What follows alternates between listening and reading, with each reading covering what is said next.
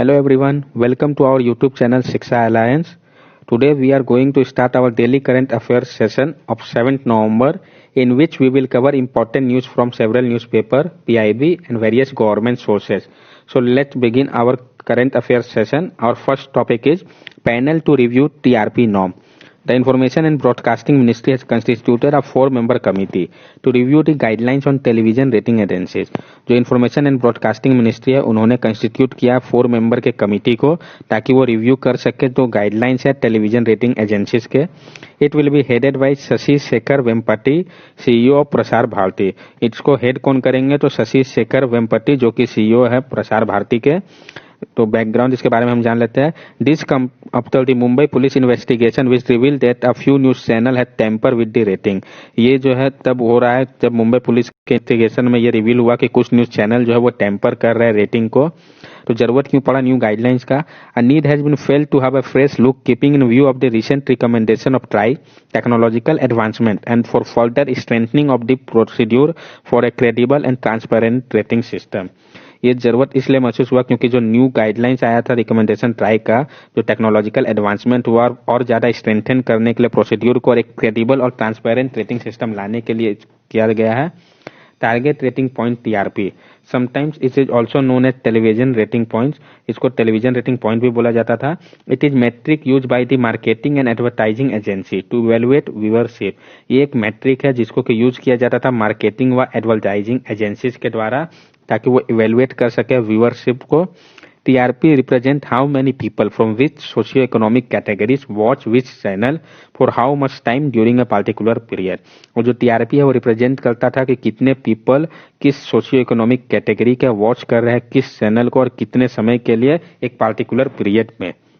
Next topic है हमारा US formally exist Paris pact on curbing climate change. जो US है वो फॉर्मली एग्जिस्ट हो चुका है पेरिस पैक्ट से जो कि कर्ब करने के लिए था क्लाइमेट चेंज को. United States has formally wrapped the Paris agreement. Some 189 countries remain committed to the 2015 Paris accord. जो यूनाइटेड स्टेट है वो फॉर्मली पेरिस एग्रीमेंट से बाहर हट चुका है. कुछ 189 कंट्रीज है जो कि अभी भी कमिटेड है 2015 के पेरिस अकॉर्ड को. पेरिस एग्रीमेंट है क्या तो it is a historic international accord that's bring almost 200 countries together in setting a common target to reduce global green house emission in an effort to fight climate change. ये एक historical international accord था जो कि almost 200 countries के साथ था जिसमें target रखा गया था कि रिड्यूस किया जाएगा ग्लोबल ग्रीन हाउस एमिशन को ताकि वो लड़ सके क्लाइमेट चेंज से. The pact seeks to keep global temperature rise to below 2 degrees Celsius from pre-industrial level and to try and limit the temperature increase even further to 1.5 degrees Celsius. ये जो pact है ये सीख कर रहा था कि जो ग्लोबल टेम्परेचर राइज है उसको बिलो 2 डिग्री सेल्सियस रखा जाए फ्रॉम प्री इंडस्ट्रियल लेवल से और कोशिश किया जाएगा कि लिमिट किया जाए टेम्परेचर इंक्रीज को इवन फर्दर 1.5 डिग्री सेल्सियस से कम रखे. To this end, each country has pledged to implement targeted action plan that will limit their greenhouse gas emission. और इसके लिए हर एक कंट्री ने प्लेज किया को इम्प्लीमेंट करेंगे एक टारगेट एक्शन प्लान को जो कि लिमिट करेगा उनके ग्रीन हाउस गैस एमिशन को. The agreement asks rich and developed countries to provide financial and technological support to the developing world in quits to fight and adapt to climate change. जो agreement है वो बोल रहा था rich और developed country को कि वो प्रोवाइड करे फाइनेंशियल और टेक्नोलॉजिकल सपोर्ट प्रोवाइड करे डेवलपिंग वर्ल्ड को ताकि वो लड़ सके अडेप्ट कर सके क्लाइमेट चेंज को. How does a country leave this agreement. वो जो पेरिस अकॉर्ड एग्रीमेंट था उसको कैसे कोई कंट्री लीव कर सकता है तो जो आर्टिकल 28 है पेरिस एग्रीमेंट का वो अलो करता है कंट्री को कि वो लीव कर सकते हैं पेरिस एग्रीमेंट को and lay down the process of living. और उसमें प्रोसेस है किस तरीके से लीव किया जाना है. A country can only give a notice for leaving at least 3 years after the Paris Agreement came into force.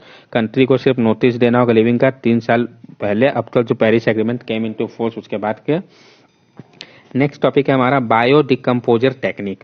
Chief Minister Arvind Kejriwal has said that the biodecomposal technique of converting stubble into manure has shown success.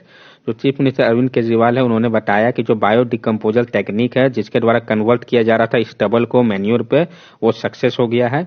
This claim was based on the initial result from a farm where the bio decomposing solution developed under the guidance of Pusa institute was being tried out by Delhi government.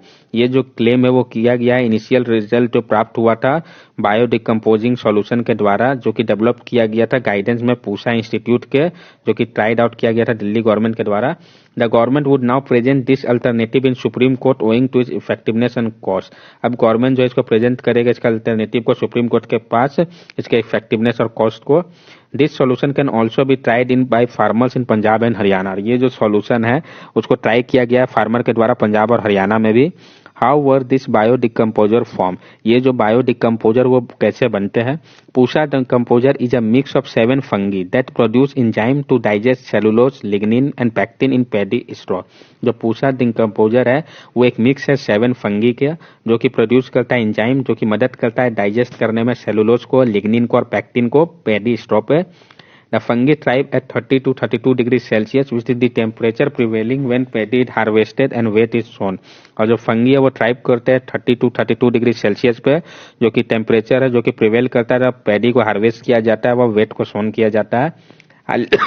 Sorry, A liquid formulation is formed using decomposer capsule or fermenting it over 8 to 10 days and then spraying the mixture on field with crop stubble to ensure speedy biodecomposition of the stubble। एक liquid formulation तैयार किया जाता है decomposer capsule की मदद से और ferment किया जाता है उसको 8 to 10 डेज तक एंड देन स्प्रे किया जाता है मिक्सर पे फील्ड के, जिससे क्रॉप स्टबल जो है वो इंश्योर करता है कि स्पीडी बायोडिकम्पोजिशन हो सके स्टबल का। जो फार्मर है वो प्रिपेयर करता है 25 लीटर लिक्विड मिक्सर का 4 कैप्सूल से जैगरी एंड चिकपी फ्लोर से। जो मिक्सर है वो सफिशियंट है कवर करने के लिए 1 हेक्टेयर ऑफ लैंड को। इसको 20 डेज लगता है डिग्रेड करने में, प्रोसेस को कंप्लीट होने में। अब फायदा क्या है पूसा डिकम्पोजर का? तो improve the fertility and productivity of the soil as the stubble work as manure and compost for the crops and lesser fertilizer consumption is required in the future। ये इम्प्रूव करता है फर्टिलिटी और productivity और soil का। जो stubble है वो manure के रूप में काम करता है, जो कंपोस्ट है क्रॉप के उसके लिए, और लेसर फर्टिलाइजर का कंजम्पशन होता है फ्यूचर में। ये एक इफिशियंट और इफेक्टिव, चीपर, डोएबल और प्रैक्टिकल टेक्निक है स्टॉप करने के लिए स्टबल बर्निंग को। एक इको फ्रेंडली और इन्वायरमेंटली यूजफुल टेक्नोलॉजी भी है। नेक्स्ट टॉपिक है हमारा likelihood of future pandemic report. Recently IPBES has release a report on future pandemic. अभी हाल ही में IPBES ने रिलीज किया एक रिपोर्ट फ्यूचर पेंडेमिक के ऊपर।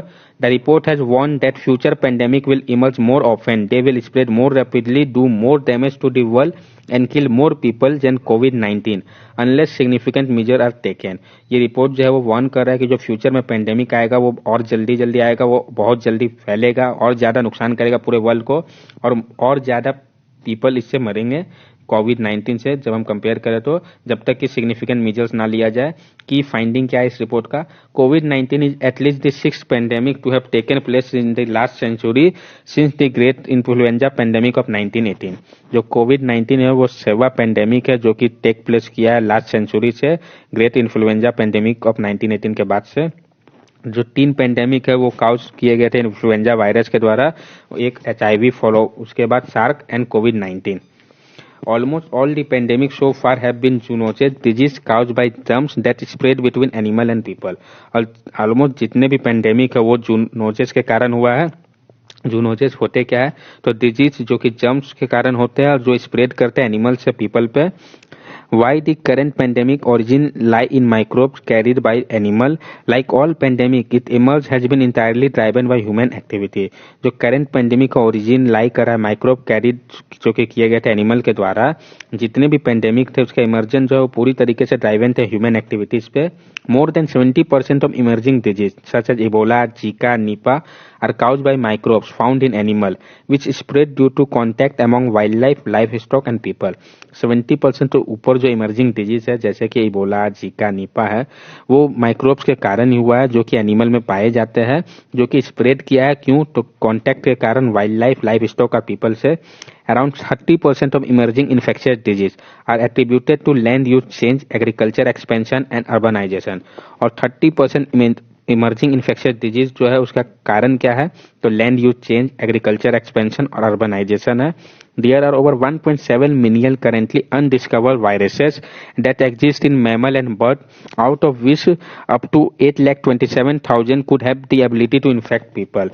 कि 1.7 मिलियन करंटली अनडिस्कवर वायरस एग्जिस्ट करते हैं मैमल्स और बर्ड्स में, जिसमें 8,27,000 जो है उसके पास एबिलिटी है वो इन्फेक्ट कर सकता है पीपल को। जो ये रिपोर्ट सजेशन किया है, pandemic risk can be lower by reducing the human activity that drive loss of biodiversity. जो पेंडेमिक रिस्क है उसको कम किया जा सकता है अगर हम कम कर दे जो ह्यूमन एक्टिविटी जिसके कारण नुकसान हो रहा है बायोडाइवर्सिटी का उसको। Inter governmental science policy platform and biodiversity and ecosystem IPBES जिसने ये रिपोर्ट को निकाला, तो हम उसके बारे में जान लें। It is an inter governmental organization establish to improve the interface between science and policy on issue of biodiversity and ecosystem service. ये एक इंटर गवर्नमेंटल ऑर्गेनाइजेशन है जिसको कि स्टैब्लिश किया गया था इंप्रूव करने के लिए जो इंटरफेस है साइंस और पॉलिसी इश्यू के बीच में बायोडाइवर्सिटी एंड इकोसिस्टम सर्विस के लिए। In 2012, IPBES was established by United Nations but function independently, headquartered in Bonn, Germany। 2012 में IPBES को इस्टेब्लिश किया गया था यूनाइटेड नेशन के अंदर, लेकिन ये इंडिपेंडेंटली फंक्शन करता है। इसका हेडक्वार्टर बॉन जर्मनी में है। अब जो हम लोग पढ़े पेंडेमिक एपिडेमिक ये है कि हम इसके बारे में भी थोड़ा जान लें। तो pandemic according to World Health Organization a pandemic is declared when a new disease for which people do not have immunity spread around the world beyond expectation. Pandemic WHO के अनुसार तब डिक्लेयर किया जाता है जब कोई न्यू डिजीज स्प्रेड कर जाता है जिसके लिए इम्यूनिटी नहीं है पूरे वर्ल्ड में और बियॉन्ड एक्सपेक्टेशन से अगर वो ज्यादा हो। एपिडेमिक क्या होता है? एपिडेमिक लार्ज स्प्रेड आउटब्रेक होता है जिसके कारण पॉपुलेशन और रीजन पे प्रॉब्लम होता है। It is less severe than pandemic. जो एपिडेमिक है वो कम सिवियर होता है पेंडेमिक में क्योंकि ये लिमिटेड एरिया में फैलता है। नेक्स्ट टॉपिक है हमारा Gandhian young technology innovation GT। Union ministry of science and technology announce Gandhian young technological award in 2 categories. जो union ministry of science and technology है उन्होंने अनाउंस किया है Gandhian young technological award 2 categories में। The awards and appreciation are given under these 2 categories to encourage technology students to move towards setting up biotech and other startup। जो award और appreciation जो कि दिया गया इस 2 कैटेगरीज में ताकि इनकरेज किया जा सके टेक्नोलॉजी फील्ड के स्टूडेंट को ताकि वो सेटअप करे बायोटेक और अदर स्टार्टअप को। Seater GT student innovation for advancement of research exploration Gandhian young technological innovation, इसका फुल फॉर्म है under biotechnology industry research assistant council department of biotechnology के अंदर जो आता है। और जो सीटर GT अवार्ड है वो दिया जाता है हर एक साल जो सबसे प्रोमिसिंग टेक्नोलॉजी जो कि डेवलप किया गया हो स्टूडेंट के द्वारा life science biotechnology agriculture medical device etcetera के फील्ड पे। और सृष्टि GT क्या है? तो sustainable technological innovation Gandhian young technological innovation given by Srishti. तो ये अवार्ड दिया जाता है स्टूडेंट को इन अदर इंजीनियरिंग डिसिप्लिन के फील्ड पे। नेक्स्ट टॉपिक है हमारा data maturity assessment framework DMAF। इसको लॉन्च किया गया है ministry of housing and urban affairs के द्वारा। It is a framework to evaluate the data ecosystem of city. ये एक फ्रेमवर्क है जो कि इवेलुएट करता है डाटा इकोसिस्टम को सिटीज के। This will support cities in the creation of a culture of data under the data smart city initiative of the smart city mission. ये जो है वो सपोर्ट करता है सिटीज को क्रिएट करने में कल्चर ऑफ डाटा को under data smart city initiative के स्मार्ट सिटी मिशन का। The core objective of this framework is to enable city to assess their own data maturity with respect to a standardized framework covering aspect of enabling policy, governance structure, data management, capacity building and stakeholder engagement at the city level। जो core objective है इस framework का वो enable करता है city को कि वो एक्सेस करे खुद के डाटा मैच्योरिटी को किस रेस्पेक्ट में? तो स्टैंडर्डाइज फ्रेमवर्क जो कि कवर करता हो इनेबलिंग पॉलिसीज को गवर्नमेंट स्ट्रक्चर को डाटा मैनेजमेंट को कैपेसिटी बिल्डिंग एंड साथ साथ stake holder engagement at city level. Next topic है हमारा इंपॉर्टेंट बटरफ्लाई स्पीसीज। जो न्यूज में अलग अलग इंपॉर्टेंट बटरफ्लाई स्पीसीज आया है तो उन सब के बारे में हम एक बार में देखेंगे। Butterfly season usually begin with the onset of the south west monsoon and the birds tend to continue post monsoon well into the February. This year specially many rare species have been sighted across the country. Butterfly season जो है usually onset of south west monsoon से होता है चलता है post monsoon फरवरी तक। इस साल जो है बहुत सारे रेयर स्पीसीज बटरफ्लाई के साइट किए गए हैं पूरे कंट्रीज में। तो उसमें से पहला है स्ट्रेटेड 5 रिंग। इसको साइट किया गया नयार केरला पे 2015-16 में आफ्टर 100 ईयर्स के बाद। नीलगिरी प्लेन एस इसको डिस्कवर किया गया था आफ्टर 130 ईयर्स के बाद। मालाबार बैंडेड पीकॉक ये इंडेमिक है साउथ इंडिया पे, ये भी एक बटरफ्लाई का स्पीसीज है। ट्री निम्फ ये एक लार्ज व्हाइट बटरफ्लाई है जिसका कि ब्लैक स्पॉट है जो कि रिसेंबल करता है व्हाइट वेपर वेप्टिंग के जैसा। इट इज ऑल्सो इंडेमिक, ये भी इंडेमिक है साउथ इंडिया पे। The spotted angle butterfly has been sighted in the reserve forest of Chhattisgarh. जो स्पॉटेड एंगल बटरफ्लाई है उसको साइट किया गया है रिजर्व फॉरेस्ट ऑफ छत्तीसगढ़ पे। मार्बल मैप बटरफ्लाई, जो इसको कि रिकॉर्ड किया गया पहली बार विशाखापट्टनम में, जो कि प्रोटेक्टेड है शेड्यूल 2 के अंतर्गत वाइल्ड लाइफ प्रोटेक्शन एक्ट के। ये रेयर स्पेसीज है जो कि कन्फाइन करता है हिली फॉरेस्ट में सिक्किम, अरुणाचल प्रदेश, झारखंड, भूटान एंड म्यांमार पे। तब वो विशाखापट्टनम में आया इसलिए भी अब इम्पोर्टेंट हो गया। Then recently branded royal rarely seen in India, ये न्यूज में था क्योंकि फ्लटेड किया नीलगिरीज में after a gap of over 130 years के बाद। ब्लू मॉर्मोन, जो कि एक black colour velvet wing butterfly है, जो कि एक स्पीसीज है इंडेमिक है वेस्टर्न घाट में, वो भी दिखा है पटना पे। लिलियाइक सिल्वर लाइन, एक प्रोटेक्टेड स्पीसीज है जिसके बारे में ब्रीडिंग पॉपुलेशन के बारे में बेंगलुरु में साइट किया गया पहली बार, अरावली रेंज ऑफ राजस्थान में भी। नेक्स्ट टॉपिक है हमारा नर्चरिंग नेबरहुड चैलेंज। इसको लॉन्च किया गया है union house and urban affair ministry के द्वारा। It is a challenge for cities to develop and implement initiative to improve the quality of life of young children, care giver and family. ये एक challenge है cities के लिए कि वो develop करे और इम्प्लीमेंट करे इनिशिएटिव, ताकि इम्प्रूव किया जा सके जो क्वालिटी है लाइफ ऑफ यंग चिल्ड्रेन का, केयर गिवर का और फैमिलीज का। It will be open for the 100 smart cities with population of more than 5 lakh and state और यूनियन टेरिटरी कैपिटल। इसको ओपन किया गया है जो 100 स्मार्ट सिटीज है, सिटीज जिसका पॉपुलेशन मोर देन 5 लाख है स्टेट व यूटी में, उसके लिए। तो ये सारे न्यूज हमारे आज के लिए इंपॉर्टेंट है। अब हम लोगों ने जो आज पढ़ा उसमें क्या क्या इंपॉर्टेंट पॉइंट पढ़ा है उसको हम ब्रीफली जान ले। सबसे पहला टॉपिक था हमारा पैनल टू रिव्यू टीआरपी। तो इसमें किसने कंस्टिट्यूट किया, हेड कौन है इसका, उसके बाद ये जो पैनल का बैकग्राउंड के बारे में हम लोगों ने जाना, फिर नीड क्यों पड़ी। देन हम लोगों ने इसमें पढ़ा टारगेट रेटिंग पॉइंट क्या है। आफ्टर दैट हम लोगों ने किया US formally exist Paris pact on curbing climate change. तो पेरिस एग्रीमेंट के बारे में इसमें हम लोगों ने जाना, क्या प्रोसेस है जिसके द्वारा कंट्री लीव कर सकते हैं पेरिस एग्रीमेंट को, ये देखा। देन हम लोगों ने बायो डिकम्पोजल टेक्निक पढ़ा, तो ये टेक्निक कहाँ पे क्यों लाया गया, कैसे ये बनता है। देन बेनिफिट क्या है पूछा डिकम्पोजर का।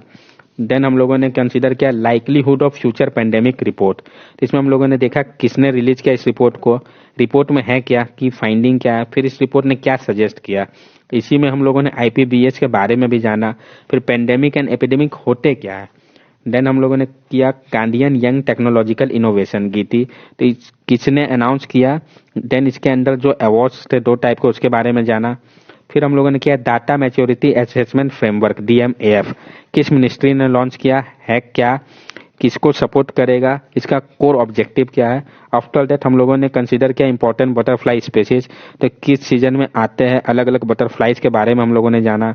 देन हम लोगों ने last topic nurturing neighbourhood challenge को पढ़ा, इसमें हम लोगों ने देखा किस मिनिस्ट्री ने लॉन्च किया और है क्या। तो that's all for today daily current affairs session. If you like our video then subscribe our channel, like the video and share the video with your friend. These are our social media link. From here also you can stay connected with us and give us your valuable feedback. Thank you and have a nice day.